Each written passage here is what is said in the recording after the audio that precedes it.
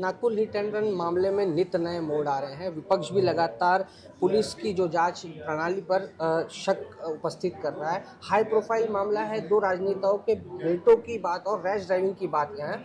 शिवसेना की प्रवक्ता और कद्दावर नेता सुषमा ताई अंधारे हमारे साथ है। ताई, क्या कहेंगे इस पूरे मामले को लेकर? क्या लगता है कहाँ संशय की सुई अटक रही है? नहीं, देखिए, पुलिस प्रशासन जो है इन पर काफ़ी दबाव बना हुआ है। पहले तो यह मामला पुलिस ने पूरा दबाने की ही कोशिश की थी। जिस तरह से सबूतों के साथ छेड़खानी की गई, जैसे कि पहले घटना जहाँ पर हुई थी, ये इंसिडेंट जहाँ पर हुआ, मनकापुर में पहला डैश किया गया। उसके बाद एक किडनैपिंग का मोड आता है। वहाँ से संकेत अपनी बीवी को मैसेज करता है, बीवी पुलिस को पूरे तफसीलात देती है, वहाँ से पुलिस की मदद मिलती है, वहाँ से उसे फिर पुलिस थाने लाने की कोशिश की जाती है, लेकिन बीच में ही वह भागने की कोशिश करता है और भागने की कोशिश में फिर एक बार रामदासपेट में वह 3 गाड़ियों को धक्का देता है। इन सारे मामलों में आपने पुलिस कह रही है मुझे कि हमने 2 लोगों को सेम डे अरेस्ट किया था। अगर आपने उसी दिन उनको अरेस्ट किया था तो वो उड़कर तो नहीं आए होंगे। बड़ी जाहिर सी बात है कि वह गाड़ी से आए थे और गाड़ी तो इस हालत में नहीं थी कि वो चल पाती। तो यह गाड़ी गैरेज गई कैसे? पहली बात, यह गाड़ी जो एक्सीडेंट मामले में मिली है वह जब्त करनी चाहिए, लेकिन बिना जब्त किए, बिना उसका कोई कहीं भी हिसाब किताब रखे वह गाड़ी गैरेज भेजी कैसे? ये आरटीओ की पहली गलती है। दूसरी की गाड़ी के इतने डिटेल्स होने के बावजूद एफआईआर में वह चीज़ें क्यों नहीं आई? लापरवाही क्यों रखी गई? तीसरा, आपने मेडिकल करते समय 2 ही लोगों का किया, तीसरे संकेत का मेडिकल क्यों नहीं किया? क्यों? वह चंद्रशेखर बावनकुले का बेटा है इसलिए नहीं किया? चौथा, अगर आपका कहना है कि नहीं, हम पूरी इंक्वायरी कर रहे थे और इसलिए हम रुके थे, पर अब तो पुलिस ने खुद प्रेस में आकर कहा है कि भाई संकेत था उस गाड़ी में और संकेत की गाड़ी है, तो अब संकेत का नाम आप एफआईआर में सेक्शन क्यों नहीं बढ़ा रहे हो और संकेत को वहाँ पर क्यों नहीं ले रहे हो? इस एफआईआर में उसका नाम क्यों नहीं आ रहा है?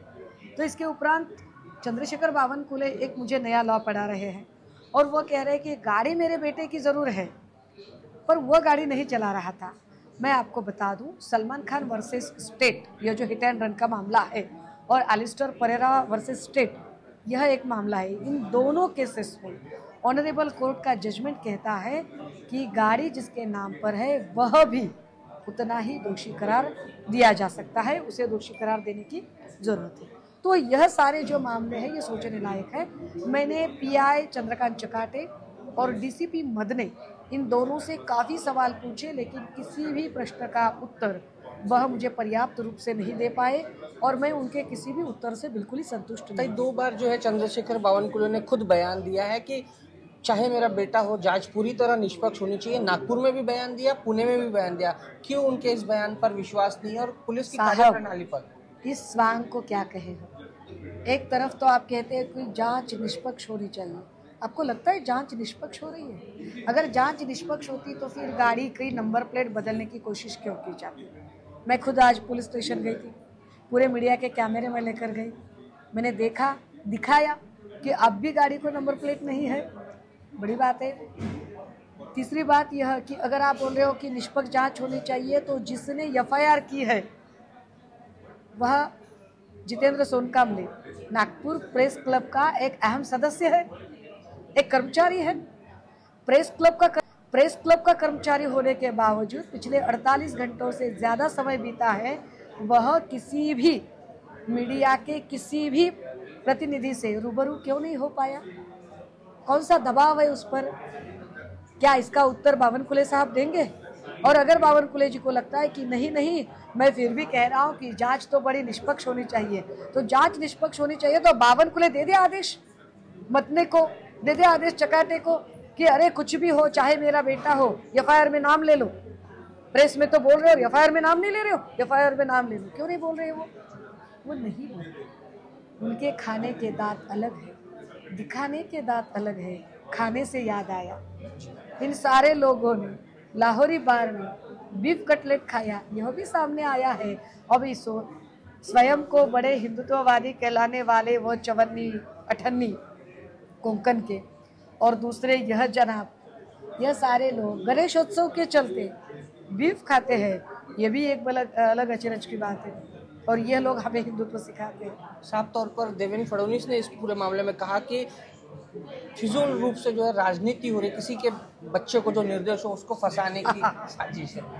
फडणवीस साहब की यह जो सारी सूझबूझ है और यह जो सारा इनर कॉन्शियस है, यह तब कहाँ चला गया था जब घुमंतु की एक बच्ची पूजा चव्हाण, जिसका बड़ा ही दुखद अंत हुआ था, और तब क्यों नहीं सोचा गया कि उसके माता पिता पर क्या बीत रही होगी। उसके माता पिता कह रहे थे कि हमारी कोई ऐसी फरियाद नहीं है, हमारी कोई अर्जी नहीं है, हमें अकेला छोड़ दीजिए। फिर भी बार बार उसका मामला क्यों मीडिया में उछाला जा रहा था।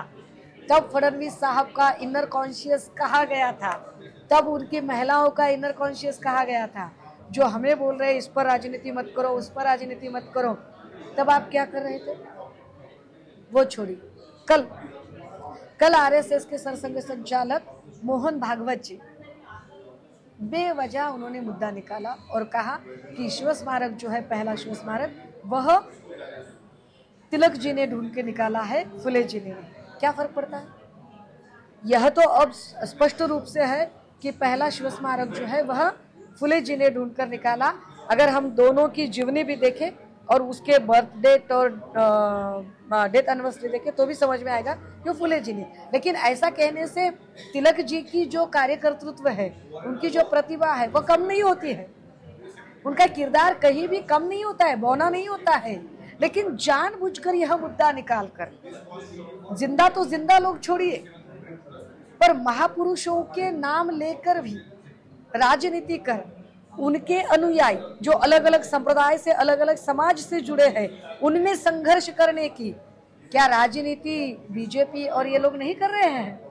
तो 100 चूहे खाकर बिल्ली चली हज को और हमें बता रहे कि राजनीति मत करो। फडणवीस साहब, ऐसे कैसे चलेगा?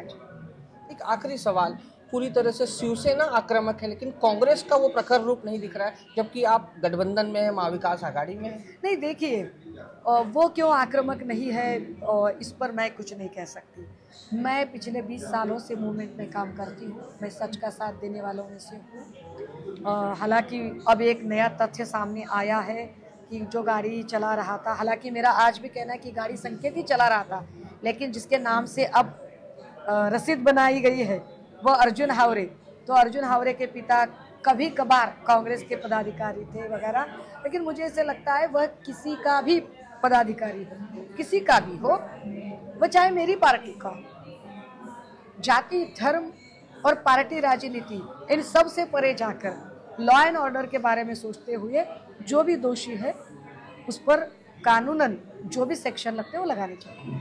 साफ तौर पर हमने देखा पूरी तरह से आक्रामक है विपक्ष, और शिवसेना ने साफ तौर पर मांग की है इसकी जो है निष्पक्ष जांच की। पुलिस की बात माने तो उन्होंने पूरी तहकीकात निष्पक्षता से की है। वहीं चंद्रशेखर बावनकुले तथा डीसीएम देवेंद्र फडणवीस ने भी साफ कहा है कि इस पूरे मामले में किसी भी तरह का प्रभाव नहीं डाला गया। लेकिन अब बात आ रही है कि गणेश उत्सव के दौरान राजनेताओं के बेटे द्वारा बीफ खाए जाने की बात भी जो है गंभीर रूप से यहाँ सामने आ रही है। राज्य में कई मामले हुए हिट एंड रन के, उस पर बेहद कड़ी कार्रवाई की गई, यहाँ तक उनके परिवार के जनों को भी जो है गिरफ्तार किया गया, उन पर कार्रवाई की गई। लेकिन नागपुर के इस हिट एंड रन में ऐसा क्या है, यही बेहद बड़ा सवाल विपक्ष यहाँ खड़ा जरूर कर रहे हैं। और मिलन के साथ नरेंद्र पुरी, न्यूज़ 24, नागपुर।